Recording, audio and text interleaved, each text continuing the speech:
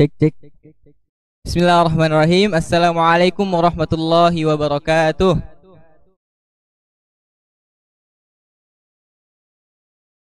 Alhamdulillah. Alhamdulillahi wa kafa. Wassalatu wassalamu ala rasulil mujtaba Sayyidina wa habibina wa syafi'ina wa maulana Muhammadin al-Mustafa wa ala alihi wa ashabihi wa dhurriyyatihi wa kulli man ittaba'al huda. Asyhadu an la ilaha illallah wahdahu la syarika lah wa asyhadu anna Muhammadan abduhu la nabiyya wa la rasula ba'dah, amma ba'd. Alhamdulillah, puji syukur kehadirat Allah Subhanahu wa taala yang telah memberikan kita kesempatan bisa bertemu walaupun memang dalam keadaan virtual ya, tidak secara langsung, tapi semoga Allah tetap memberikan keberkahan yang sama kepada kita semua. Salawat dan salam semoga selalu tercurahkan kepada baginda kita Nabi besar Muhammad sallallahu alaihi wasallam, kepada keluarga beliau, kepada sahabat beliau, dan kepada kita selaku pengikut beliau hingga nanti hari akhir kelak. Amin ya rabbal alamin. Ya. Oke, sebelum kita ngomong banyak nih, sebelum kita ibaratnya kita berinteraksi nih. Kayaknya abang harus ini dulu nih, harus memperkenalkan nih dari abangnya sendiri nih, biar kalian biar ya secara langsung gitu lah maksudnya ya. Jadi perkenalkan ya, nama ini abang atau saya atau aneh? Oh, abang ya. Kan abang adik apa? Abang adik-adik semua nih. Angkatan pertama ya. Wow, sekarang udah angkatan berapa kelas satunya? Angkatan sekarang mau masuk ke angkatan ke-14. Wah, angkatan 14 jauh banget. Udah jauh ya. Angkatan 1. Wah, ini dulu yang sekarang studio ini kelas abang dulu nih. Sekarang jadi studio udah. Wah, keren nih. Jadi perkenalkan nih, nama abang Muhammad Usamah Al-Ghifari, bisa di follow Instagramnya Usamah Al-Ghifari. Oke, jadi abang ini memang beneran angkatan pertama ya, bukan pura-pura, memang beneran angkatan pertama, bukan buat endorse apa, bukan, ini angkatan pertama. Jadi abang itu dari 2000 berapa di sini, 2007 ya, dari belum ada gedung sana, gedung sini belum ada, ya baru seginilah.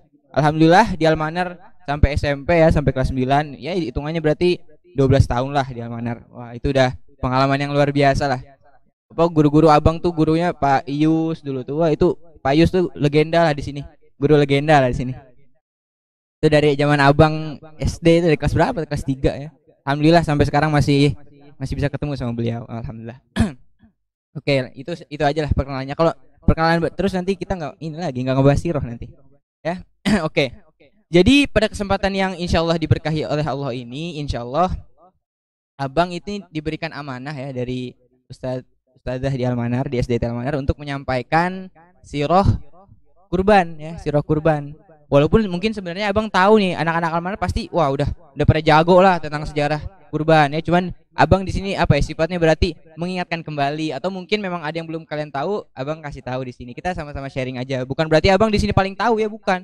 Tapi abang di sini yang diberikan amanah ya, intinya kayak gitu. Jadi bukan karena abang pinter, karena abang apa, bukan. Tapi amanahnya yang dikasih abang, jadi abang menyampaikan. Sebenarnya bisa aja orang lain, misalnya teman abang siapa, bisa aja. Cuman gara-gara abang yang kosong, jadi abang yang dipilih ya, jadi kayak gitu. Kalau kita misalnya berbicara tentang sirah kurban ya, kalau kita berbicara tentang sirah kurban, pasti yang menjadi tokoh utama, pokoknya yang pasti banyak disebut itu Nabi Ibrahim ya. Nabi Ibrahim. Kenapa Nabi Ibrahim? Ya karena bisa dibilang segala syariat kurban, haji itu ada pada kisah hidupnya Nabi Ibrahim. Kenapa disyariatkan kurban? Kenapa disyariatkan haji? Nah, pasti pada penasaran nih kan? Nah, kalau penasaran kita ulik nih, kita gali nih sejarahnya Nabi Ibrahim dari pas beliau masih kecil ya, pas masih kecil. Oke. Jadi Nabi Ibrahim itu ketika masih kecil, pemikirannya itu keren banget. Pemikirannya keren banget. Udah nggak kayak anak-anak zaman sekarang. Anak zaman sekarang kalau ditanya hobi kamu cita-cita kamu apa? Mau jadi YouTuber, YouTuber. Mau jadi apa? Mau jadi gamers e-sport. Mau jadi pemain ML. Itu kalau kebanyakan anak zaman sekarang ditanya kayak gitu. Kalau Nabi Ibrahim dulu masih kecil nih, yang beliau penasaran apa coba? Beliau penasaran nih, siapa sih pencipta seluruh dunia ini, siapa sih? Yang menciptakan batu ini siapa sih? Yang menciptakan manusia ini siapa sih? Itu Nabi Ibrahim hebatnya itu, waktu masih kecil yang bikin beliau penasaran itu bukan penasaran gimana caranya naikin level ML ya, gimana caranya jadi jagoan PUBG ya. Nah, itu kalau misalnya anak zaman sekarang kebanyakan kayak gitu. Tapi abang sih yakin kalau anak-anak amaran nggak kayak gitulah. Ya pasti yang penasaran tentang yang baik-baik ya. Nah, Nabi Ibrahim penasaran nih dulu waktu kecil. Siapa yang menjadi pencipta alam semesta ini? Siapa yang menjadi pencipta dunia ini? Kata Nabi Ibrahim, berpikir terus. Akhirnya waktu pagi hari beliau melihat nih ada matahari bersinar terang. Wah, terang banget. Wah, ini matahari bisa menyinari hampir satu kota lebih. Cahayanya terang. Bisa mungkin karena cahayanya bisa memberikan makanan buat tanaman-tanaman ya. Akhirnya Nabi Ibrahim berpikir tuh waktu itu, wah jangan-jangan Tuhan kita nih yang menciptakan semua nih matahari nih, jangan-jangan nih. Itu kata Nabi Ibrahim. Tapi waktu udah mau malam nih, waktu maghrib, lah kok si matahari nggak ada lagi, kok hilang mataharinya, kok terbenam gitu kan, yang awalnya kuning bersinar tiba-tiba makin ke barat terus makin oranye terus ngilang. Wah, jadi kayaknya matahari bukan Tuhan deh katanya. Kira diganti tuh, matahari bukan Tuhan. Pas malam-malam ngeliat lagi nih Nabi Ibrahim di langit. Wah, ada bulan. Bulannya bersinar, bulan purnama, terang, indah. Kalau malam hari dilihatnya tuh wah, itu indah banget lah, intinya kayak gitu. Wah, jangan-jangan nih Tuhan kita nih bulan nih, jangan-jangan nih. Ya malam aja masih ada nih, jangan-jangan bulan nih. Pas pagi, lah kok nggak ada, hilang lagi. Lah kok nggak ada kan? Bingung juga dia. Kok jadi matahari lagi? Akhirnya berpikir lagi, oh berarti bukan bulan nih Tuhannya. Terus lanjut lagi malam selanjutnya. Pas lihat malam selanjutnya ada tuh banyak tuh bintang, banyak. Wah, apa namanya dulu di padang pasir gitu kan? Kalau ngeliat bintang tuh, pokoknya full lah. Kalau sekarang di Pangkalan pun susah nyari bintang ya. Soalnya udah banyak polusi cahaya, susah. Polusi dari hypermart gitu-gitu kan, mall-mall lah banyak, susah. Jadi waktu dulu itu masih belum ada mall kan, masih belum ada Ciptaland, masih belum ada apalagi Alfamart, belum ada dulu. Jadi bintang tuh kelihatan jelas. Terus kata Nabi Ibrahim, wah jangan-jangan ini nih apa Tuhan, karena indah gitu kan, dilihat indah, terus banyaklah kelap-kelip kayak gitu. Pas siang yang namanya bintang nih hilang lagi kan, bingung dia nih, terus dia kayak mikir, ini jadi siapa ya sebenarnya Tuhan saya nih, dia bingung kayak gitu kan. Akhirnya Nabi Ibrahim, karena ayahnya Nabi Ibrahim ini adalah pencipta berhala.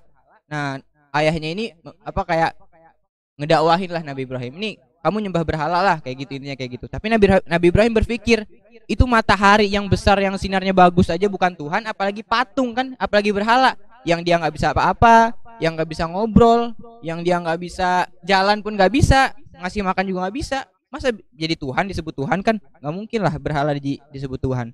Akhirnya dia menentang tuh apa yang dibilang bapaknya. Pokoknya yang namanya berhala itu bukan Tuhan, yang namanya patung itu bukan Tuhan.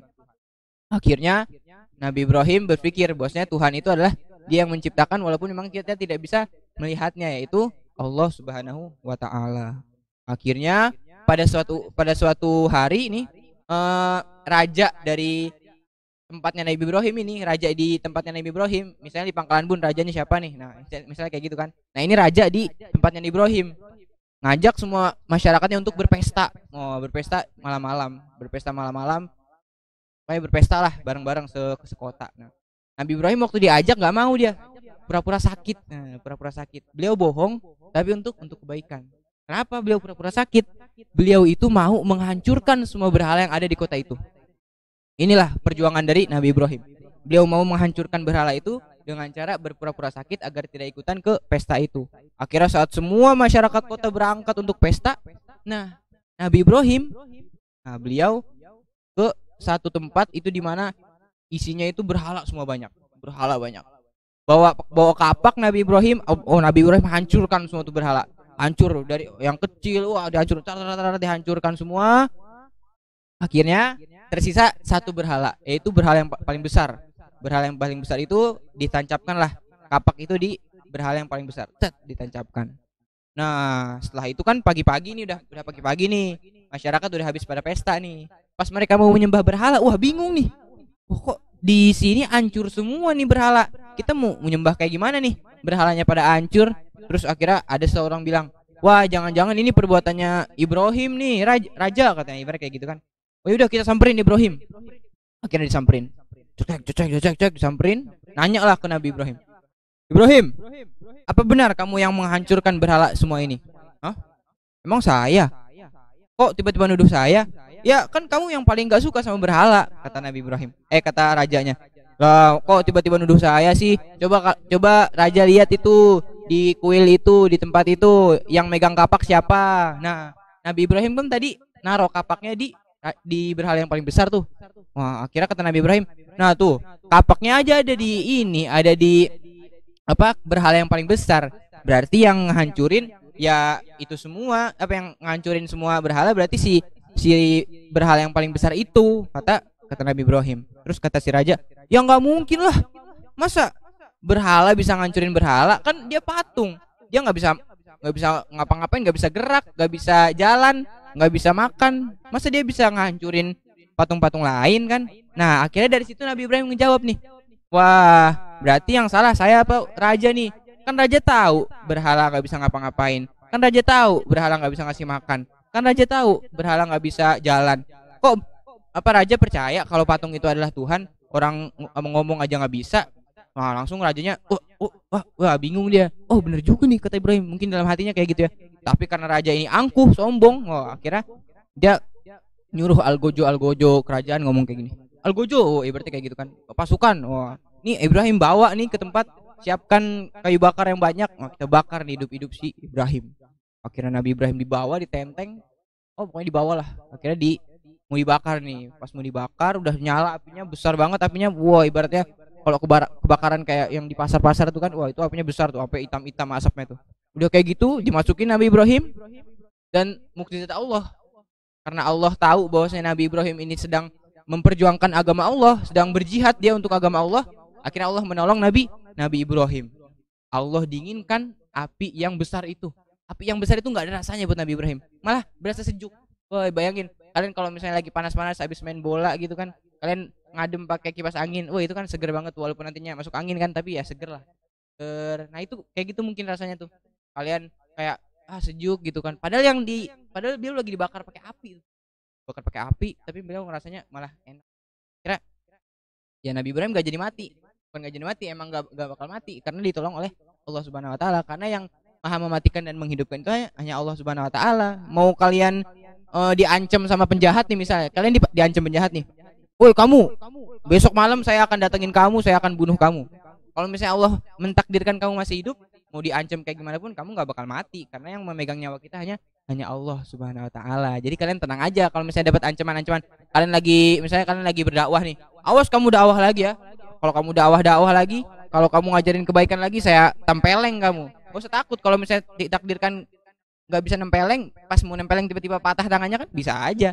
Nah itu pokoknya udah kekuasaan Allah Subhanahu. Pokoknya intinya kita sekarang selalu melakukan kebaikan lah, intinya kayak gitu. Nah akhirnya setelah kejadian Nabi Ibrahim yang dibakar hidup-hidup, tapi tidak meninggal, tidak mati. Akhirnya Nabi Ibrahim ke Mesir, beliau jalan ke Mesir, berhijrah ke Mesir dengan istrinya. Istri pertama Nabi Ibrahim siapa? Ada yang tahu? Istri, kalau di kelas enak nih, siapa? Ada yang jawab? Kan enak. Jadi istri pertama Nabi Ibrahim adalah Siti Sarah. Nah, Siti Sarah itu istri pertama Nabi Ibrahim. Nah, kalau kalian tahu nih, Siti Sarah itu cantik banget. Cantik lah, pokoknya cantik banget. Ibaratnya kalau laki-laki ngelihat tuh langsung terpaku pandangannya, langsung gitu. Pokoknya cantik lah. Ibaratnya Siti Sarah itu cantik. Nah, waktu itu Nabi Ibrahim sama Siti Sarah lagi mau ke Mesir, dan ketika sudah sampai di Mesir, nah di Mesir itu rajanya itu dia itu suka sama cewek-cewek cantik ya. Rajanya itu suka sama cewek-cewek cantik. Pokoknya ketika raja ini ngelihat cewek cantik, mau itu istri orang, mau itu siapanya orang, kalau itu cantik menurut dia harus bisa dapetin cewek itu, kalau kata si raja itu. Nah, karena Siti Sarah ini cantik, Nabi Ibrahim akhirnya bilang nih ke Siti Sarah, wahai istriku, ketika nanti kita di Mesir, kamu kalau ditanya siapa, jawab aja saudaraku. Nanti aku juga jawab kamu adalah saudaraku, biar nggak dibilang suami istri. Maksudnya saudara berarti kan saudara seiman kan ya, berarti nggak bohong juga tuh, misalnya saudara seiman. Kira Nabi Ibrahim jalan. Nah, jadi ada petugas khusus nih buat nyariin cewek-cewek cantik. Bayangin aja nih, kalau di Indonesia ada petugas nyari cewek-cewek cantik nih, hati-hati nih mungkin. Murid Al-Manar mungkin keambil semua nih kan, cantik-cantik semua nih. Ya. Nah, gitu kan. Akhirnya datang ke Mesir, Siti Sarah cantik. Wah, ketahuan tuh sama petugas. Wah, bro, itu ada cewek cantik tuh. Wah, disamperin lah. Kamu siapanya dia? Nunjuk ke Nabi Ibrahim. Terus kata Siti Sarah, aku saudaranya laki-laki ini. Alah, nggak percaya. Sini ikut aku. Loh, katanya yang diambil cuman istrinya doang. Kok ini saudara juga diambil katanya. Terus kata si, enggak apa-apa ya, kan kamu cantik, udah ikut aja. Ibaratnya kayak gitu kan. Akhirnya Siti Sarah gara-gara cantik dibawalah ke kerajaan. Saya dibawa sampai di depan apa? Di depan raja. Wah, si raja ini nih kagum kan. Wah, ini cantik banget nih cewek nih. Kayak seneng lah gitu akhirnya dia. Terus kata si raja ini katanya, ya udah sini disamperin nih si Siti Sarah nih sama rajanya disamperin. Terus pas mau dipegang, waktu mau disentuh nih si Siti Sarah, tiba-tiba tangannya setruk, nggak bisa gerak, nggak bisa ngapa-ngapain. Bingung dia, ini kenapa nih tanganku tiba-tiba diam kayak gini nih? Kok tiba-tiba stroke? Akhirnya nanya ke Siti Sarah, ini tangan aku kamu apain? Kata Siti Sarah kayak gini, wah aku tadi berdoa kepada Allah ya, katanya kalau kamu mau ngapa-ngapain aku, nanti Allah akan memberhentikan kamu lah. Pokoknya Allah akan memberhentikan kamu supaya kamu nggak megang-megang aku, intinya kayak gitu kan. Wah, yaudah deh, aku minta maaf, nanti aku nggak mau megang-megang lagi, kata si raja itu. Kira Siti Sarah doain lagi si raja ini biar tangannya sembuh. Kira tangannya sembuh. Tapi si rajanya nakal. Wah, ini lagi dia nyerocos lagi, mau megang lagi. Pas mau megang lagi, sama. Siti Sarah doa lagi biar dihentikan sama Allah. Akhirnya stroke lagi tangannya, nggak bisa gerak lagi nih. Bingung, aduh gimana nih? Kata rajanya, ini kamu apain lagi nih? Ya sama, saya doain juga biar kamu nggak bisa nyentuh saya, kayak gitu kan. Akhirnya kata raja, ya udah deh. Nih kalau aku mau, nanti kamu doain aku deh biar tangan aku sembuh. Nanti kalau misalnya aku mau aku nyentuh kayak gitu kan, biarin aku nyentuh lah. Jangan biarkan aku sentuh, ibaratnya kayak gitu. Aku nggak akan nyentuh kamu lagi. Nah, ibaratnya kayak gitu kan. Akhirnya si Siti Sarah doain lagi biar ini lagi biar sembuh lagi tangannya si raja. Akhirnya si raja, wah namanya raja nakal ya kan, ini raja zolim nih. Udah diperingatkan 2 kali, nambah lagi jadi 3. Disamperin lagi Siti Sarah, mau dipegang lagi. Sekarang yang beku apanya? Yang beku seluruh tubuhnya. Dari kaki sampai rambut tuh beku semua kecuali mulut. Jadi dia masih bisa ngomong, cuman nggak bisa gerak. Kayak patung gitu, cuman mulutnya yang gerak. Terus kata raja, waduh, ini kok makin parah? Kok jadi satu tubuh yang berhenti, cuman mulut doang yang bisa ngomong? Katanya, ya udah itu kata Siti Sarah, itu gara-gara kamu mau nakalin aku, mau jahat sama aku. Jadinya aku doa ke Allah biar kamu tangannya seluruh badannya terhenti lah, ibaratnya kayak gitu kan. Akhirnya kata rajanya, ya udah deh, aku bersaksi nih, aku berjanji nih di depan seluruh pegawaiku, di depan seluruh petugas-petugas kerajaan, aku akan berjanji tidak akan menyentuh kamu lagi. Janjinya si raja kayak gitu. Akhirnya Siti Sarah doa lagi, akhirnya sembuh lah itu satu badan. Mungkin kapok nih si raja, akhirnya bilang ke Siti Sarah, udah kamu kabur sana, pergi, udah nggak usah kesini lagi. Terus dia bilang ke petugasnya, petugas, kamu kesini bukannya bawa cewek malah bawa jin katanya. Kayak gitu kan. Kan Siti Sarah bisa kayak gitu kan, dikasih kekuatan, bukan kekuatan sih, maksudnya dibantu sama Allah. Terus si raja kayak khawatir gitu nih kalau dibiarin jangan-jangan nanti Siti Sarah doain aku lagi nih. Akhirnya Siti Sarah diberikan hadiah sama si raja. Hadiahnya itu adalah seorang pembantu ya, seorang pembantu namanya Siti Hajar ya. Siti Hajar dikasih lah Siti Sarah pembantu, yaitu Siti Hajar. Akhirnya setelah dari kejadian yang di Mesir itu, Nabi Ibrahim, Siti Sarah dan Siti Hajar si pembantunya Siti Sarah ini ke Palestina ya, Palestina. Nah, yang teman-teman harus tahu nih, Siti Sarah itu sampai umur 60 tahun, Siti Sarah itu belum melahirkan anak, belum ngasih anak lah ibaratnya. Belum punya anak ibaratnya kayak gitu kan. Nah, terus Siti Sarah ini kayak peduli gitulah, care lah ibaratnya kan, kayak peka gitu. Pasti Nabi Ibrahim kan sebagai seorang bapak pasti pengen banget punya seorang anak. Akhirnya Siti Sarah ini menawarkan kepada Nabi Ibrahim untuk menikahi Siti Hajar yang menjadi pembantu dari Siti Sarah. Dibilang, wahai Ibrahim, kamu nikahi aja ini Siti Hajar, ya semoga dapat anak lah dari Siti Hajar, ibaratnya kayak gitu. Dan yang harus kalian ketahui juga, umur dari Siti Sarah sama Siti Hajar itu agak jauh bedanya, sekitar 30 tahun. Jadi ketika itu Siti Hajar menikahi Nabi Ibrahim itu umur 30 tahunan lah, ibaratnya kayak gitu. Nah, setelah itu menikah kan, nih Siti Hajar sama Nabi Ibrahim menikah. Nah, dari Siti Hajar ini lahir seorang anak. Seorang anak namanya Ismail. Nah, jadi Nabi Ibrahim ini adalah ayah dari Nabi Ismail ya. Nabi Ismail lahir.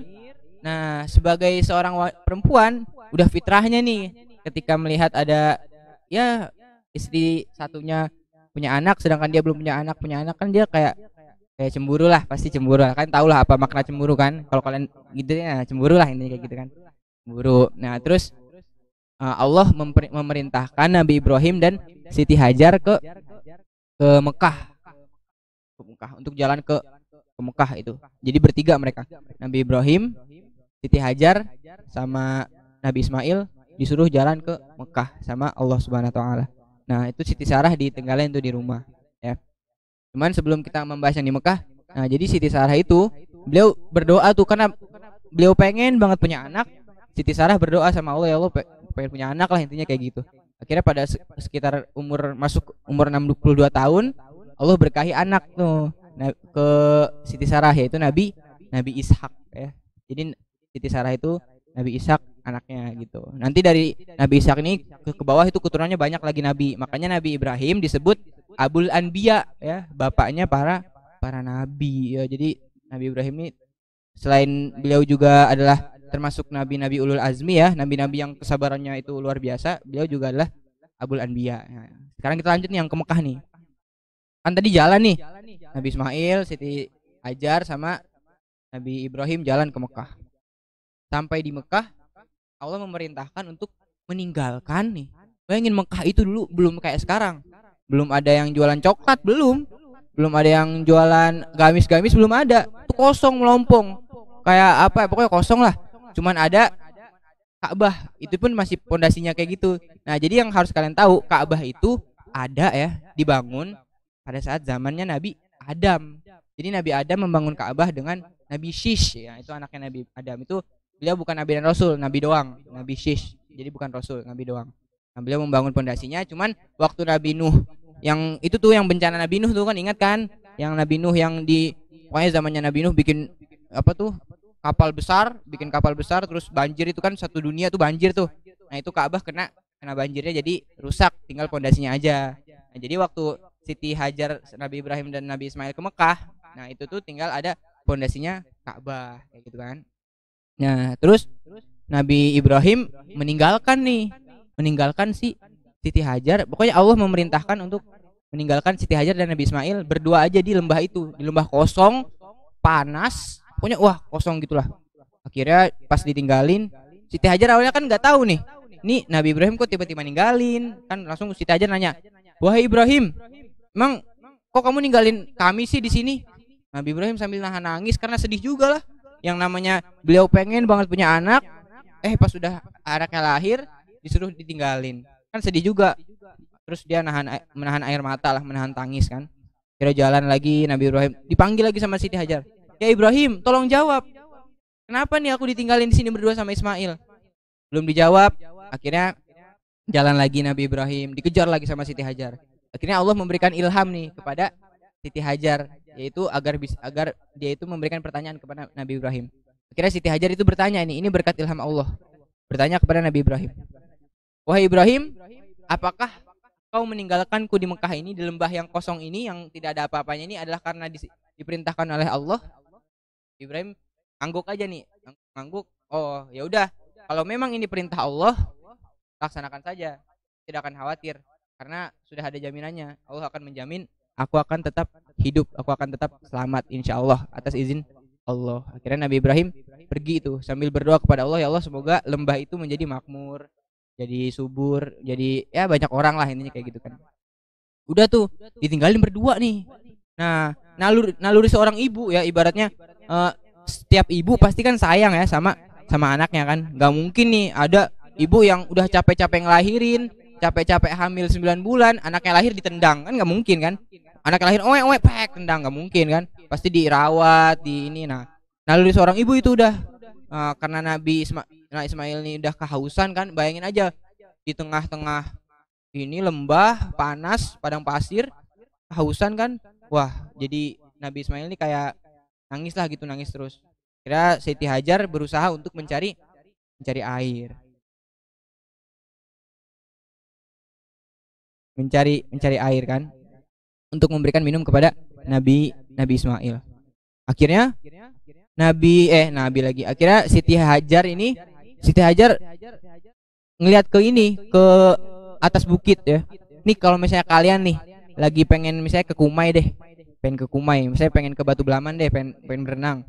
Kalau misalnya kalian berangkatnya siang-siang, itu kalau kalian lagi panas-panas ngeliat ke jalan, itu kan kayak di depan itu ada air ya. Terus pas kalian lewat loh, lah kok nggak ada airnya kan? Nah, terus bingung. Nah itu kan yang namanya Fata Morgana tuh kan ya. Nah itu namanya Fata Morgana. Jadi yang sebenarnya itu bukan air tapi kelihatan ada air gitu kan. Nah itu sama tuh, Siti Hajar naik tuh ke Bukit Sofa. Naik ke Bukit Sofa karena beliau lihat di atas Bukit Sofa itu ada kayak air. Pas lari lah kok nggak ada nih ininya, airnya nih, bingung dia. Akhirnya lihat ke bukit seberang. Di bukit seberang itu ada Bukit Marwa. Pas dilihat, wah di seberang sana ada air. Lari lagi, cuk nyampe di atas. Lah kok nggak ada lagi nih airnya nih. Oh jadi Siti Hajar ini cuman ngeliat Fata Morgana, cuman karena dulu mungkin belum ada ilmu pengetahuan IPA ya, dulu kan belum ada IPA kan. Nah jadi Siti Hajar masih berpikir bahwasanya di situ ada air, Jadi waktu di Bukit Marwa ngelihat di Bukit Sofa ada air. Waktu di Bukit Sofa ngelihat di Bukit Marwa ada air. Jadi bolak-balik sampai ya sekitar 7 kalian lah gitu. Bolak-balik. Nah, setelah bolak-balik kan capek juga nih. Bayangin aja kalian naik turun bukit, lari kan capek. Kalian disuruh lari lapangan Almanar aja paling capek kan. Nah, ini lebih lagi nih. Akhirnya capek, istirahat dulu lah. Nah, pas istirahat ini beliau Siti Hajar ngelihat nih di bawah lapak kakinya Nabi Ismail, oh ada air ya, ada air muncrat terus gitu, ada banyak air kayak gitu kan, ada kayak mata air gitu. Nah ini di sebagian apa ya, jadi ada beberapa pendapat nih. Ada yang bilang air itu muncul gara-gara kena telapak kudanya Nabi Ibrahim, bekas dari telapak kudanya Nabi Ibrahim. Ada yang menyebut ini muncul dari kakinya Nabi Ismail yang gesek-gesek ke tanah itu. Tapi yang dua itu pendapat yang kurang kuat. Nah yang kuat itu katanya ini air ini keluar dari kepakan sayapnya Jibril. Jadi Jibril mengepakkan sayap, muncullah air itu. Akhirnya ketika air muncul langsung tuh Siti Hajar lari nyamperin ke Nabi Ismail, bikin kayak bendungan gitu dari pasir, dibikin kayak buat menahan biar airnya nggak kemana-mana. Jadi kalau misalnya si Zam-Zam ini biarin aja, ini bisa jadi lautan tuh Mekah tuh kayak gitu, ibaratnya kayak gitu. Jadi Zam-Zam air yang itu tuh inilah air yang benar-benar inilah mengalir terus, bahkan sampai sekarang kan udah bermiliaran orang minum, alhamdulillah sampai sekarang air Zam-Zam masih ada. Nah kenapa disebut Zam-Zam ya, jadi Zam-Zam itu bukan bahasa Arab ya, yang kalian tahu. Misalnya kalian ditanya nih sama adik kalian sama ibu kalian, bang, mas, mbak, ini Zam-Zam bahasa Arab? Bukan, Zam-Zam itu bahasa orang Palestina ya, bahasa orang Palestina. Jadi Zam-Zam itu kayak bahasanya tuh apa ya, kumpul. Nah ibarat kayak gitu kan. Nah itu bahasa Zam-Zam itu bahasa Palestina. Jadi ngumpul nih airnya, ngumpul. Nah jadi seneng kan ya, banyak air. Akhirnya dari air itu Nabi Ismail bisa minum. Nah di lain tempat nih, nah kita sekarang cerita sebelum kita ngelanjutin yang ke Siti Hajar. Jadi ada satu kisah lagi nih. Jadi di lain tempat di Yaman. Nah di Yaman, kalau kalian tahu Yaman itu di sekitar Jazirah Arab juga. Nah jadi di Yaman itu awalnya itu mereka adalah tempat yang di bagian barat bahkan timurnya itu dia subur banget, banyak buah-buahan, banyak sayur-sayuran, subur lah ibaratnya kayak gitu. Nah tapi mereka itu kufur nikmat, jadi mereka nggak bersyukur atas apa yang sudah Allah berikan. Mereka kufur nih, akhirnya Allah ganti itu yang tanaman-tanaman subur tadi, buah-buahan subur tadi diganti sama Allah jadi tanaman-tanaman berduri. Akhirnya mereka mulai susah tuh untuk hidup, jadi mencari makanan susah, intinya kayak gitu. Akhirnya mereka berniat untuk hijrah ke Syam. Nah Syam itu Palestina sekarang, itu Palestina, terus Jordania gitu-gitu tuh. Nah mereka berniat, jadi Ini nih kelihatan kan di kamera. Nah, ibaratnya susah ngomong kayak gini. Oke, ibaratnya kayak gini nih.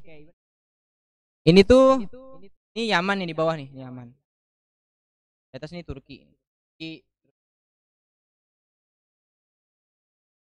Afrika lah, Mesir. Kan Arab nih. Arab. Mekah, Madinah di sini nih.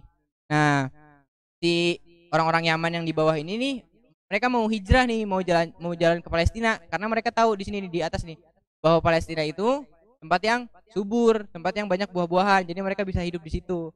Nah, jadi otomatis kalau mereka mau ke atas kan harus nyebrang nih dari sini nih, dari yang mereka harus lewatin si Mekah ini kan. Nah, akhirnya waktu mereka lagi jalan ke Mekah, nah mereka terkaget-kaget, terkejut ya ibaratnya kayak gitu kan.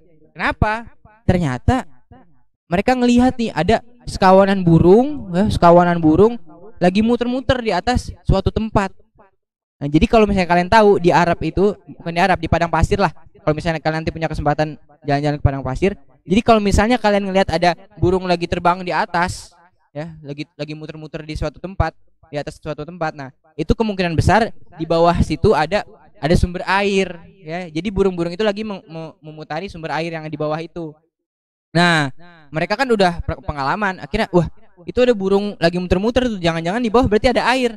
Akhirnya mereka mengutus nih. Jadi kan mereka jalan dari Yaman itu ramean tuh. Bawa 100 orang lebih lah, rame. Akhirnya mereka turun, ngirim 2 orang, tuh turun, terus bilang ngecek lah, ibaratnya ngecek di bawah ada ini enggak, ada beneran ada air enggak. Akhirnya pas mereka cek beneran ada air yang zam-zam itu kan. Akhirnya ngomong ke Siti Hajar, boleh enggak nih kita tinggal di sini, nanti kita ibaratnya bayar upeti lah. Nanti kita di sini bikin peternakan, bikin pertanian, bikin perkebunan, bikin rumah, perdagangan lah, biar hidup kota ini. Terus kata Siti Hajar, ya udah boleh aja, nanti dapat upeti lah. Jadi Siti Hajar dapat uang juga dari situ, dapat bayaran. Akhirnya mereka nggak jadi nih ke Palestina itu nggak jadi. Mereka jadinya ke di Mekah itu. Mereka hidup di situ lah, hidup di Mekah itu. Nah, akhirnya sekitar saat jadi kan akhirnya Nabi Ismail tuh hidup di lingkungan di situ kan, di lingkungan di kota Mekah itu sampai sekitar umur 14 tahun lah. Nah, itu Nabi Ibrahim disuruh untuk menjenguk Nabi Ismail. Wah, kan seneng juga kan, udah lama nggak ketemu. Ibaratnya waktu ditinggalin tuh misalnya umur berapa tahun tuh, misalnya masih kecil kan, sekitar udah 14 tahunnya disuruh Allah untuk mengunjungi. Wah, kan itu kan kayak seneng ya, pasti udah lama nggak ketemu, tiba-tiba disuruh ketemu. Akhirnya Nabi Ibrahim datang dari Palestina ke Mekah. Dari Palestina datang ke Mekah,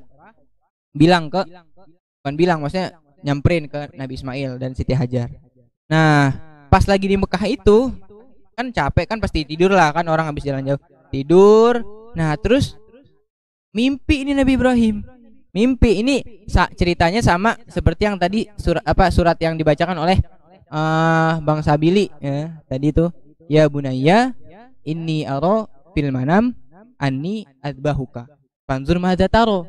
Ibaratnya kayak gini, wahai Ismail, tadi aku mimpi Allah memerintahkan aku untuk menyembelih kamu. Terus pendapatmu kayak gimana nih? Gimana nih menurut kamu? Nah, jawabannya apa coba kata Nabi Ismail? Sungguh luar biasa ya. Jawaban seorang anak soleh itu katanya. Ya abati if'al ma tu'mar. Jadi abati itu adalah sebutan untuk bapak dengan kehormatan, dengan penuh rasa sayang. Jadi di Arab itu ada banyak sebutan untuk bapak itu. Ada buya, ada abi, ada abati ya. Kalau buya itu sebutan kasih sayang untuk seorang bapak, buya. Nah, kalau misalnya abi itu sebutan penghormatan untuk bapak. Nah, kalau abati itu sebutan kasih sayang plus penghormatan. Jadi abati itu udah tingkat paling tinggi lah kalau kita manggil ayah. Nah, padahal Nabi Ismail diinfokan nih, disuruh disembelih sama Allah. Tapi sikap dari Nabi Ismail apa? Bukannya nolak. Coba anak zaman sekarang disamperin sama bapaknya. Nah, bapak mimpi tadi kamu disembelih, gimana? Weh, apa-apaan ini? Langsung lapor polisi kayak gitu kan. Nah, mungkin kayak gitu. Kalau Nabi Ismail enggak. Dijawab dengan penuh hormat dan kasih sayang. Ya abati if'al ma tu'mar. Lakukan, kerjakan apa yang Allah perintahkan kepadamu. Wah, luar biasa nih Nabi Ismail. Disuruh diminta sembelih, beliau malah ya udah kerjain aja kalaupun lagi. Pokoknya kalau misalnya emang disuruh Allah kerjakan aja. Nah, terus satajiduni insyaallah minas sabirin.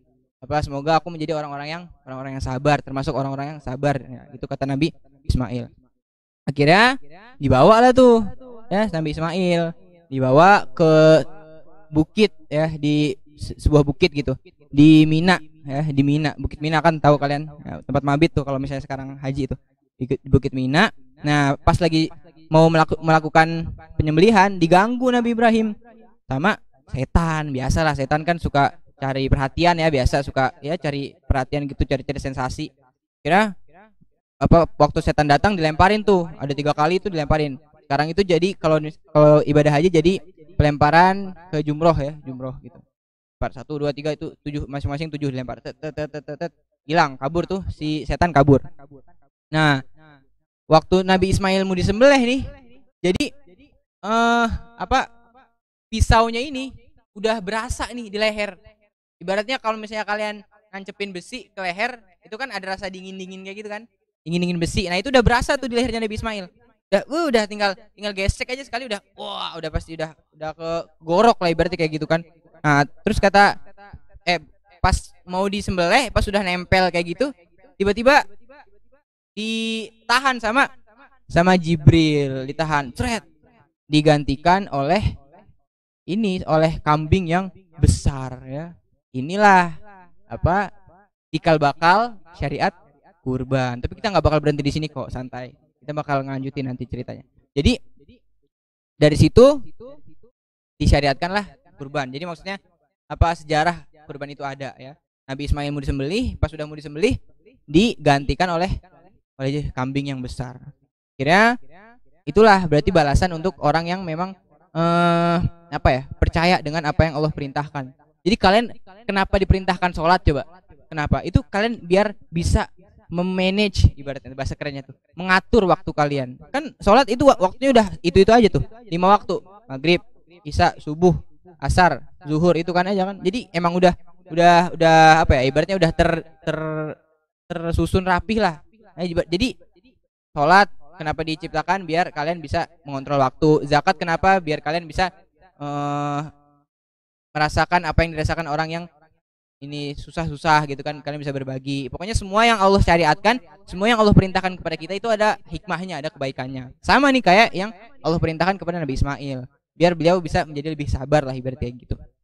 Nah, kita nggak sampai sini nih, karena kita lanjut aja nih, mumpung sekarang lagi musim haji kan, kita bahas juga nih tentang hajinya juga nih.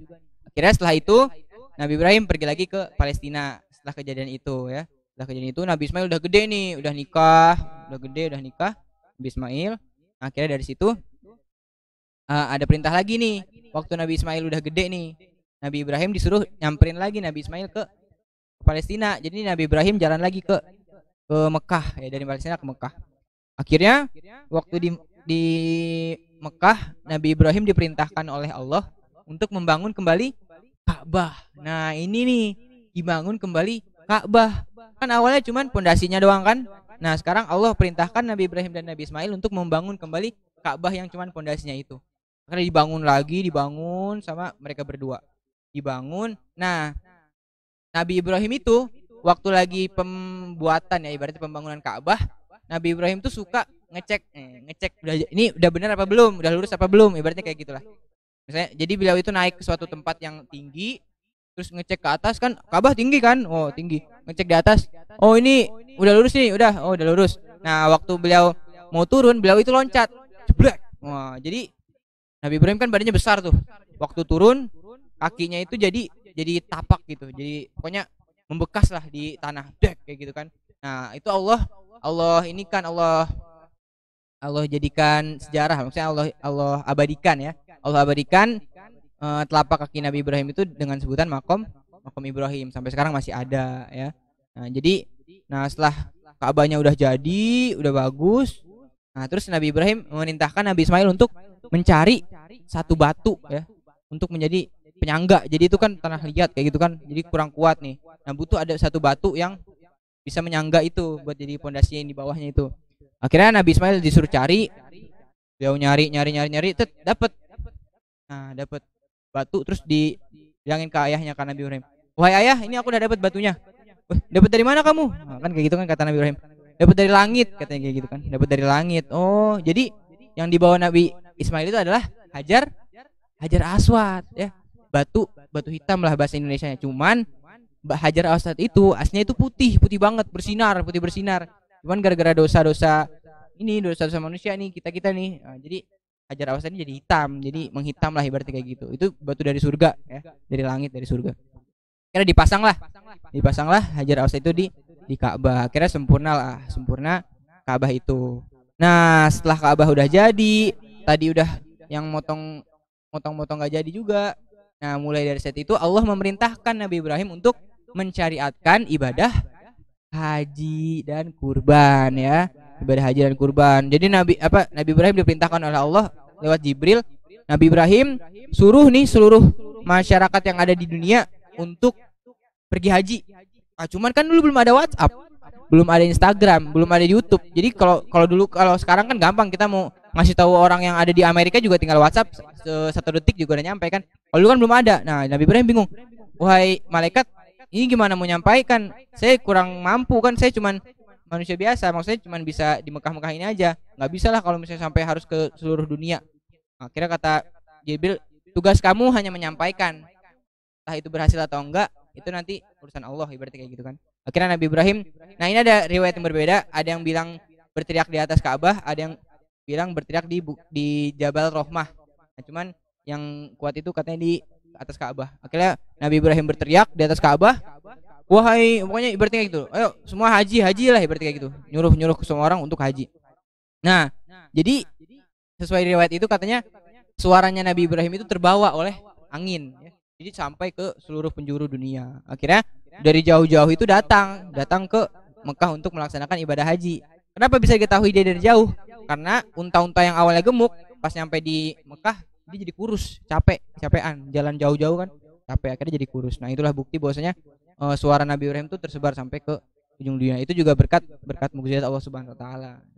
Mulai dari situ disyariatkanlah ibadah haji sampai sekarang. Jadi yang tadi bukit Siti Hajar, yang di Bukit Safa dan Marwah, terus air Zam-Zam, terus penyembelihan Nabi Ismail yang nggak jadi, terus yang melempar jumroh tadi, yang melempar setan itu. Nah, itu kan sekarang semua udah jadi rukun haji, rukun ibadah haji lah, yang ada kurbannya segala. Nah, itu bukan diambil, maksudnya Allah mensyariatkan lewat kisah perjalanan hidup Nabi Ibrahim dan Nabi Ismail dan Siti Hajar dan Siti Sarah. Itu ibaratnya sirohnya yang bisa Abang sampaikan. Jadi kalau misalnya kalian nanya hikmahnya apa nih Bang, ya hikmahnya sebenarnya simple. Pertama, kalian nggak usah ragu sama Allah ya, nggak usah ragu sama Allah. Ketika Allah memerintahkan kita untuk berkurban misalnya, ya udah, kalau misalnya kita memang mampu, kan misalnya kambing berapa nih, 3 juta 2 jutaan kan. Kalau misalnya orang tuanya mampu, berkurban.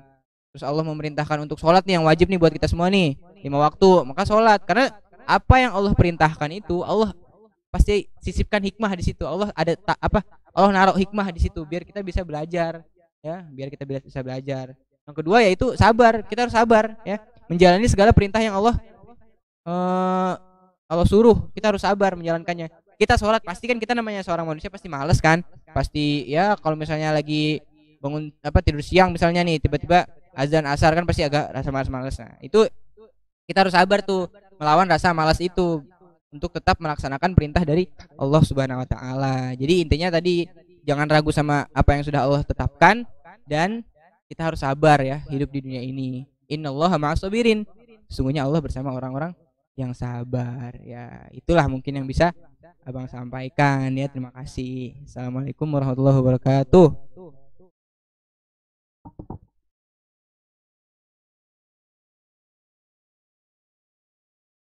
Masya Allah ya Abang Gifari.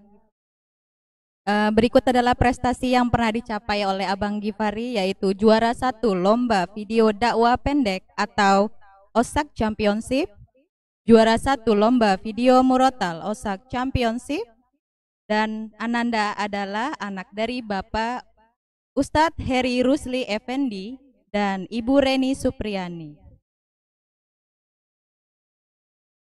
Jazakumullah khairan Bang Gifari. Ah iya. Berbincang-bincang. Berbincang-bincang ya. Kayak Tanya artis-artis jawab. gitu di TV gitu kan. Bincang-bincang hangat lah. Terkesima nih ngeliat Abang Gifari ini. Wah. Aduh. Saya ya apa? Guru baru ya, terkesima benar-benar ngeliat. Ternyata Abang Gifari itu beneran, bukannya apa? Bukan bohongan. Alumni pertama SDIT Almanar. Sekarang sudah jadi hebat seperti ini. Bukan dari SD aja. Ternyata Abang Gifari ini dari TK sudah ada di Almanar. DNA-nya ada Almanar nih. Wah iya, DNA-nya sampai hafal. Dulunya katanya kelas yang kita pakai ini adalah kelas pertamanya Abang Gifari. Kelas 7. Wah, hebat ya. Kelas 7, kelas 1, kelas 7. Kelas 1-nya. Wah, selalu kenangan ya. Kenangan. Juga ustadz-ustazanya yang dulu juga masih alhamdulillah ya. Masih ada beberapa yang masih di sini, ada yang udah. Ya Allah. Udah punya sekolah baru. Kita doakan ya, semoga Abang Gifari ke depannya jadi pendakwa yang sukses. Amin, amin ya Allah. Amin. Membawa ilmunya ke seluruh dunia ya. Amin. Ya Robbal Alamin. Istiqomah lah. Ya. Kemudian acara kita lanjutkan ya. Acara selanjutnya adalah acara yang dinantikan oleh Ananda, yaitu kuis Siroh Kurban dengan total hadiah sebesar Rp500.000. Dan untuk Ananda yang di rumah yang sudah masuk agar bersiap-siap, dan yang belum masuk agar segera bergabung. Boleh ditampilkan di layar Ananda yang sudah bergabung siapa saja?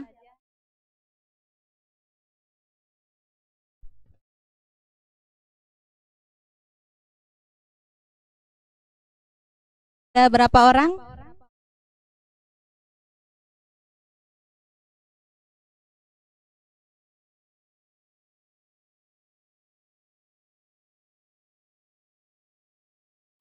Bang Gifari sekarang aktivitasnya apa aja, Bang? Aktivitas alhamdulillah sekarang sudah ngajar ya di SMP Almanar. Guru bahasa Arab. Jadi dari Almanar untuk Almanar. Ya, dari Almanar untuk Almanar lagi ya. Iya. Berarti kayak gitu lah. Kalau coba Bang berbagi pengalaman Bang. Kan Abang ini masih muda gitu. Ketemunya muridnya masih muda lagi. Oh iya. Gimana tuh Bang? Sebenarnya justru kalau dibilang apa ya? Kayak perasaan gitu ya. Justru ketika kita ngajar dan emang kan pemikiran kita masih satu frekuensi ya, belum terlalu jauh lah. Yeah. Jadi lebih enak gitu membawa anak-anak ke apa yang kita inginkan. Misalnya mereka lagi bosen nih, kita bisa ajak diskusi dengan sesuatu yang memang lagi hits di mereka. Kan mungkin sekarang yang lagi hits di anak-anak itu kan games gitu kan, biasalah. Kan saya juga pernah muda kan, saya juga pernah main game. Jadi dari situ saya sharing-sharing lah ya. Jadi kalau kalian suka game, jangan sampai canduan ya. Suka boleh, asalkan jangan sampai melalaikan. Jadi kita bisa saling berbagi dan mereka juga bisa menerima, karena saya juga pernah ada di posisi mereka gitu intinya. Berarti gurunya harus kepo ya. Iya, harus tahu dunianya anak-anak zaman sekarang. Iya, itu kan kemarin yang pelatihan dari Pak Heri itu juga kan. Wah, iya. Menyampaikan itu juga kita salah satu caranya itu kan harus menggali informasi yang sedang trending lah di mereka, ibaratnya kayak gitu. Saya penasaran nih, Pak Heri itu siapa ya? Siapa ya sih, lupa. Oh, Pak Heri. Pak Heri itu ayah saya. Wah. Abi saya. Abi ya. Iya. Pak Heri itu kalau untuk di SIT itu terkenal. Ilmunya sangat luar biasa. Iya, ketua JSIT Pangkalan Kalteng. Wah, untuk Kalteng. Nah, pertanyaan sekali lagi nih untuk Abang Gifari. Untuk sosok ayah Ustadz Heri ya, gimana? Dengan Nabi Ibrahim dan Ismail. Jadi kalau misalnya kita berbicara ya tentang pendidikan pendidikan karakter, pendidikan lah intinya, pendidikan yang diajarkan oleh Nabi Ibrahim kepada Nabi Ismail. Jadi kan kita tahu sebenarnya dari kisah yang tadi sudah saya sampaikan, bahwasanya jam terbang bertemunya antara Nabi Ibrahim dan Nabi Ismail itu kan sebenarnya kurang ya. Apalagi waktu kecil beliau jarang ketemu. Nah, cuman memang yang kita pelajari bahwasanya di sini salah satu ya cara mendidik anak yang baik itu dengan apa? Dengan pendidikan keteladanan ya. Kalau misalnya ini Abi saya ngomong nih. Jadi kalau misalnya anaknya pengen rajin ngaji, pengen jadi penghafal Quran, otomatis orang tuanya juga harus ngaji ya. orang tuanya juga harus rajin rajin ngaji. Kalau misalnya anaknya mau rajin tahajud, rajin puasa, ya otomatis orang tuanya juga harus kayak gitu. Karena ketika ketika apa ya, ketika kita mewajibkan sesuatu kepada anak-anak, misalnya, kamu nak harus ngaji satu hari satu juz. Kalau misalnya anak yang nggak mau, terus tiba-tiba ngomong kayak gini, emang ayah ngajinya satu hari satu juz? Kalau misalnya emang ayahnya nggak ngaji satu hari satu juz, kita bingung juga jawabnya kan. Oh iya ya, ayah juga nggak. Masa kita kayak gitu kan malu nanti. Nah jadi, yo ayah juga ngaji satu hari satu juz, masa masa ayah doang yang ngaji, kamu juga harus ngaji. Nah, jadi intinya apa ya? Kalau misalnya melihat dari pendidikan sih, abi saya itu mengedepankan pendidikan keteladanan, ya, sikap lah ibaratnya kayak gitu. Jadi kita tuh tahu bagaimana caranya memiliki adab kepada orang yang lebih tua, kepada mungkin yang lebih muda juga, bagaimana caranya kita berinteraksi dengan yang lebih tua, itu diajarkan. Mungkin tidak secara langsung diajarin kamu harus kayak gini, harus kayak enggak, tapi diajarkan dengan teladan itu. Kita melihat apa yang orang tua kita lakukan. Oh ternyata orang tua saya juga rajin ngaji, rajin tahajud. Otomatis kita agak malu juga nih kalau misalnya jadi anak, bukannya lebih sukses malah lebih bobrok kan, malu juga kan. Anak itu dilahirkan biar apa? Biar kita bisa. Jadi maksudnya kayak gini, orang tua itu akan pasti akan bangga ya ketika anaknya itu bisa melampaui prestasi dari orang tuanya itu. Lebih baik ya, lebih baik. Kalau misalnya ada anak yang justru lebih buruk, nah itu kan pasti bikin kecewa lah. Itu kayak gitu. Jadi pesan-pesannya nih buat adek nih, misalnya kalian punya orang tua yang sukses, otomatis kalian harus bercita-cita lebih sukses lagi dari orang tua kalian masing-masing. Berarti kayak gitu. Satu lagi nih, menyikapi sebentar keteladanan yang dari ceritanya Abang Gifaris tentang Sirah Kurban. Apa sih yang akan dilakukan Abang Gifari kalau seandainya dihadapkan posisi seperti Nabi Ismail? Nah, ceritanya Ustadz Heri, nak kamu mau nggak nak dipotong, disembeli lehernya? Gimana nih bang? Oke. Sebenarnya ini apa ya? Jadi ujian, maksudnya ujian yang Allah berikan kepada seseorang itu pasti sesuai dengan apa yang kita mampu kan. Kenapa Nabi Ismail diuji sama Allah untuk disembelih, ibaratnya kayak gitu kan? Karena Allah tahu tingkat keimanan Nabi Ismail itu udah tinggi. Jadi kalau misalnya sekalipun disuruh buat disembelih, ya mau aja, karena dia udah yakin bahwasanya yang diperintahkan itu adalah perintah Allah. Nah kalau saya ini kan, ya maksudnya gak lapor ke polisi ya? Ya saya juga ngelihat kondisi emang Abi beneran Nabi ya kan. kan kenapa Nabi Ibrahim diperintahkan kayak gini. Jadi Allah memerintahkan Nabi Ibrahim untuk menyembelih itu kan lewat mimpi ya. Jadi Nabi itu ketika diberikan mimpi adalah karena itu adalah perintah Allah. Pokoknya intinya kayak gitulah. Kalau Nabi ataupun wahyu lah kayak gitu kan. Nah kalau kita kan manusia biasa, kalau dikasih, jadi mimpi kita tuh nggak jauh-jauh dari pertama nih, kejadian yang kita lakukan di saat tidur itu terngiang-ngiang. Kalau misalnya emang apa ya, kejadian itu membekas lah. Itu kan kalau ya kalau dijepu gitu. Nah terus mimpi yang datang dari setan, ya. Terus mimpi yang diberikan yang datang dari malaikat. Nah kayak gitu. Jadi nggak ada tuh mimpi yang kita dapatkan sebagai manusia biasa itu wahyu Allah. Jadi nggak mungkin lah saya disuruh sembelih gara-gara diperintahkan Allah kan, karena saya yakin nabi saya bukan nabi, jadi nggak mungkin. Jadi pertanyaannya nggak logis. Kalau misalnya saya yang ditanya, kamu gimana nih, mau nggak habis sembelih? Emang siapa yang nyuruh sembelih? Emang nabi? Nggak kayak gitu. Saya jawab kayak gitu. Maksudnya kan ya nggak mungkin lah habis saya mau nyembelih saya juga, kecuali Allah. Tapi kan Allah juga nggak mungkin merintahkan nabi saya karena dia bukan nabi kan. Masya Allah ya. Bagaimana kesiapannya Ananda yang di rumah untuk kuisnya? Apa sudah bergabung?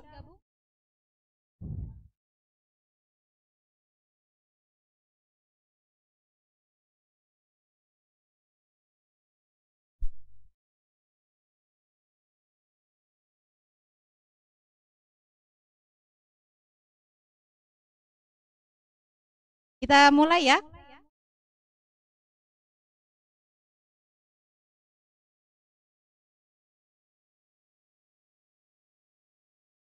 Ya, sudah bisa dimulai ya.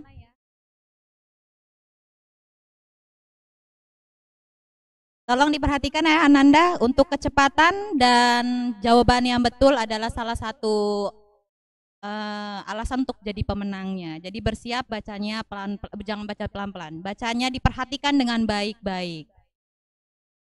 Satu menit itu, satu pertanyaan akan diberikan waktu 10 detik.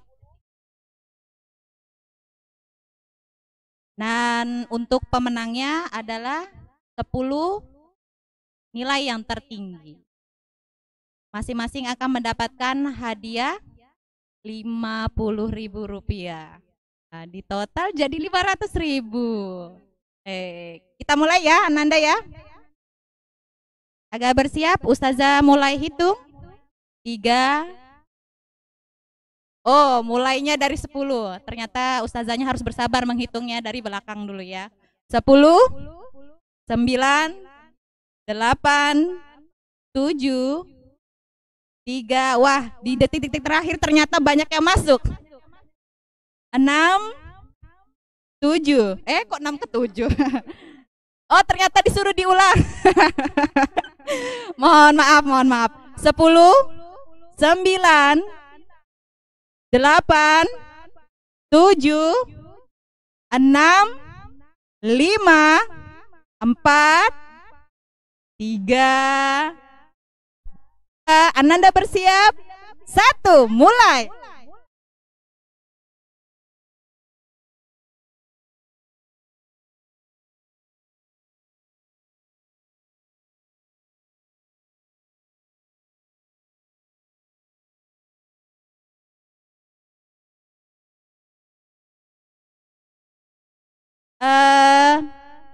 Posisi pertama dengan Ananda Ajib. Wah. Nanti Ustazah boleh minta nih Mas Ajib nih. Cepat dan tepat ya. Nah, kemudian juara 2 di peringkat kedua ini adalah Mbak siapa ini? Juara, wah naik lagi Mbak Sabila ya dari 5 saat. Wah, Mas Ajib masih di peringkat pertama. Wah, berarti Mas Ajib tadi benar-benar memperhatikan ya jawabannya.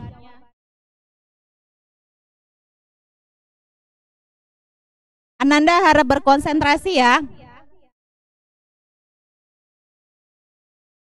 Wah, Mas Ajib masih bertahan di peringkat pertama.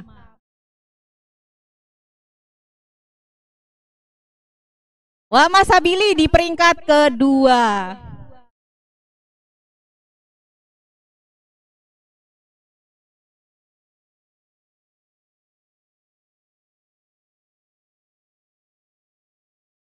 Iya, nanti Abang Gifari ya yang menyebutkan.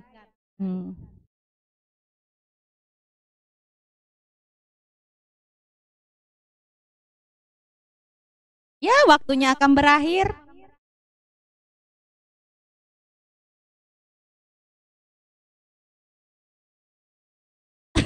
Mas Ajib tetap di peringkat pertama.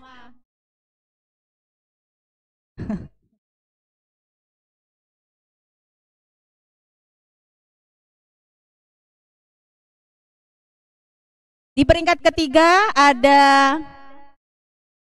Mbak Jahra.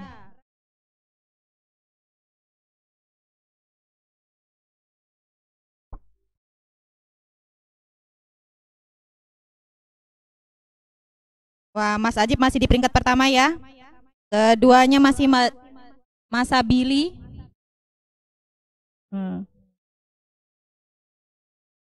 Di peringkat ketiga ada Mbak Zara. Keempat ada Mas Raihan. Wah, sudah tergeser lagi. Mas Sabili mengejar. Oh, koneksinya buruk jadi lambat ya.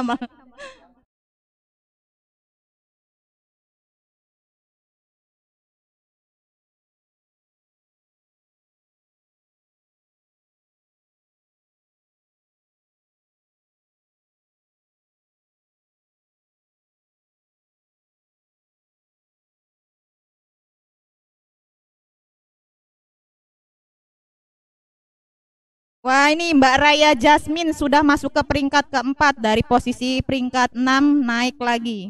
Waduh, Mas Sabili turun peringkat. Ayo Mas Sabili, dikejar Mbak Zahra masuk ke posisi kedua. Wah, Mas Ajib tetap di peringkat pertama.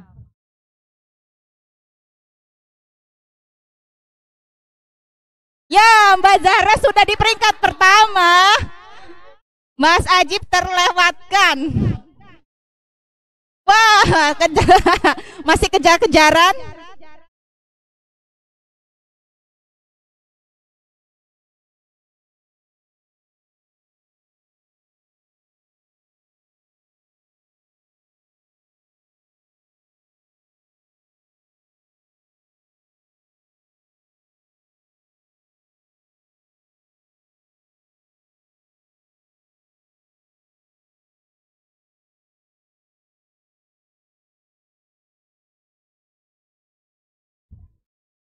Fatih mana Fatih? Sudah ya.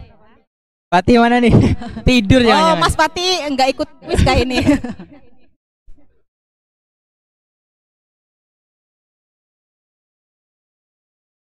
Ya. Hitungan 5 Ustazah akhiri ya.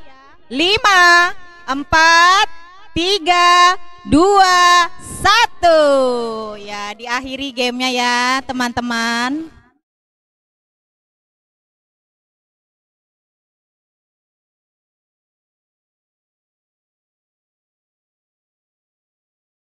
Dan kita minta bantuan Abang Gifari untuk membacakan pemenangnya. Oke, pemenang. Oke. Nah, terlihat di layar ya. Lihat di layar. Oh, nggak kebaca tapi. Oh, agak lelet ya. Sana aja ya. Oke ya, alhamdulillah nih kita sudah dapatkan pemenang-pemenang dari kuis Siroh kita pada hari ini ya.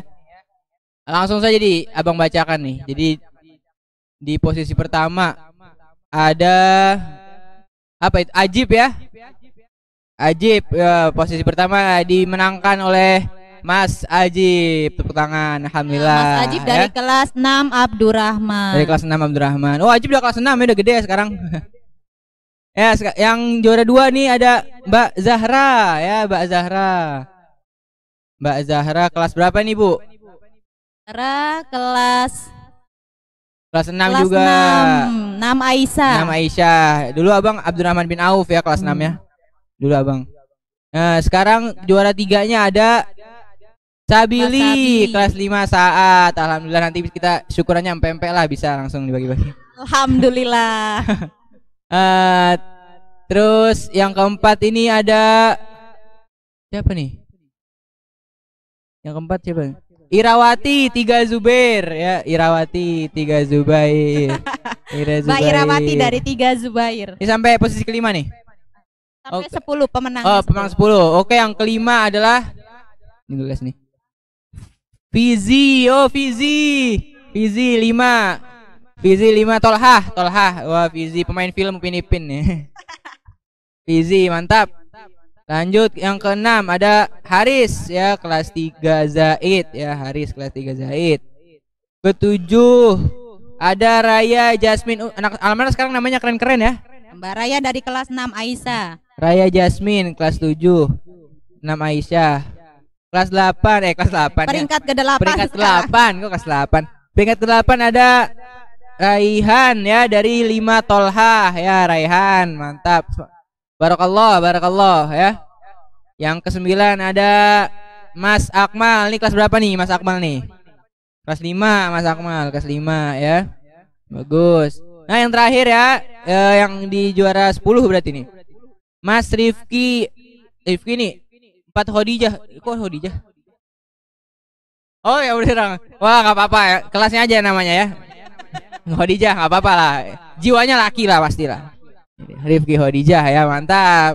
Nah, barakallahu fikum ya buat semua yang sudah juara ya. Hadiahnya dimanfaatkan. Oke, jangan dibuat aneh-aneh hadiahnya. Oh, bisa. Oke. Selamat ya, selamat.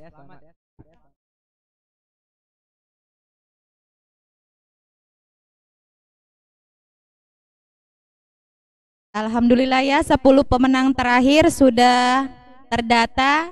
Insya Allah nanti pemenangnya akan mendapatkan hadiah sebesar 50.000 untuk 10 orang. Nanti Ustazah per kelasnya yang akan menghubungi kalian. Dan selanjutnya adalah acara yang terakhir adalah penutup doa yang akan dibawakan oleh Abang Gifari. Cek. Nih di tanya mati ini. Sebelum berdoa ya, kita angkat tangan semuanya. Angkat tangan, kita beristighfar. Kita memohon ampun kepada Allah Subhanahu wa taala. Semoga dosa-dosa yang kita lakukan di masa-masa yang lampau Allah ampuni ya, Allah ampuni, dan semoga di masa yang akan datang, di waktu yang akan datang, kita akan menjadi pribadi yang lebih baik ya. Astagfirullahalazim, astagfirullahalazim, astagfirullahalazim. أعوذ بالله من الشيطان الرجيم اللهم إنك تعلم أن هذه القلوب قد اجتمعت على محبتك والتقت على طاعتك وتوحدت على دعوتك وتعاهدت على نشرة شريعتك فوثق اللهم رابطتها وأدم مدها وحدها سبلها واملأها بنورك الذي لا يخبو واشرح صدورها بفيض الإيمان بك وجميل التوكل عليك وأحيها بمعرفتك وأمتها على شهادة ذكرك إنك نعم المولى ونعم النصير اللهم انصر إخواننا المسلمين المجاهدين المسلمين في غزة وفي مكان وزمان اللهم ادفع عنا الغلاء والوباء والولاء والفحشاء والمهن ما ظهر منها وما بطن بلدنا هذا خاصة كان المسلمين كثير اللهم اجعلنا من أهل القرآن الذين هم أهلك وخاصتك اللهم أحينا على الإيمان وأمتنا على الإيمان وارزقنا الاستقامة وحسن الخاتمة ادخلنا مع الذين أنعمت الشهداء والصالحين حسن أولئك رفيقا اللهم يمكب ثبتنا على اللهم آمين.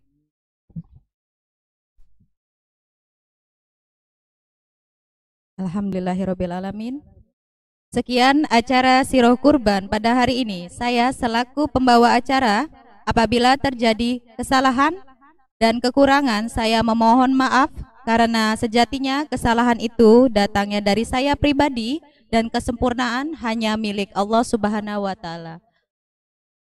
Akhiri kalam, wassalamualaikum warahmatullahi wabarakatuh.